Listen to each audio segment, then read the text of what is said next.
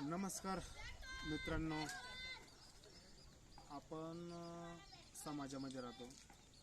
आपल्या आजूबाजूला घरं, वस्ती किंवा गावात आपण राहतो. आपल्या शेजारी घरे असतात.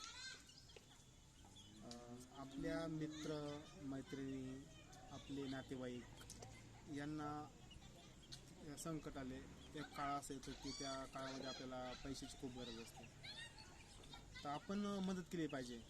उदाहरणार्थ माझा ॲक्सिडेंट झाला तर मी डायरेक्ट खूप रक्त गेल्यामुळे मी कॉमत होतो. मला खूप जणांनी मदत केली.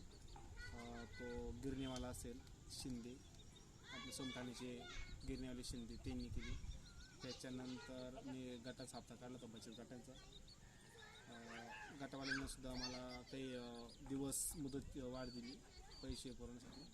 त्याच्यानंतर माझी सासूबाईंनी मला गट भरण्याची मदत केली. मेडिकल आपला ब्राह्मण गावचा मेडिकलवाला रोहित घुमरे या बिचारे, त्यानं पण मला खूप मदत केली. मला उधार औषधं दिली मी, तसं डॉक्टर लोकांनी.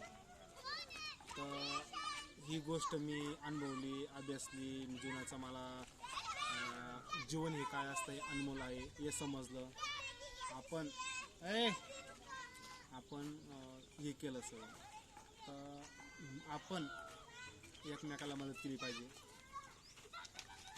कोणाला घरामध्ये काहीच नाही आणि रेशन काहीच नाही, आपण त्यांना 2 घास देऊ, आपण याची मदत केली पाहिजे. मी कॉलेजला असताना एस वायचे पेपरला गेलो. माका पैसे वगैरे काही नव्हते. मला मित्रानं कोट्टामगावचा अनिल, येवला तालुक्यातला अनिल भीमा माळी हे त्याचं नाव आहे, त्याने मला खूप मदत केली. आणि योगेश पेटर हे आपले सोमठाण्याचे, यांनी पण मला टायमाला मदत केली, पैसे अडकले. तर मला सांगण्याचा उद्देश एवढाच की आपण एकमेकाला मदत केली पाहिजे. माझं मेवना कैलास गायकवाड यानं पण मला खूप टायमाला मदत केली. बाजार हाताला पैसे देऊन अडचणीला सामोरे गेले. तर मी सांगू इच्छितो की आपण एकमेकाला मदत करा. काही काळ हे आपल्याला संकट येत असतात, त्या संकटात आपण एकमेकाला मदत केली पाहिजे. याच्यानं काय होतं, आपुलकी निर्माण होते आणि चांगले माणसं आपल्या जीवनात भेटतात.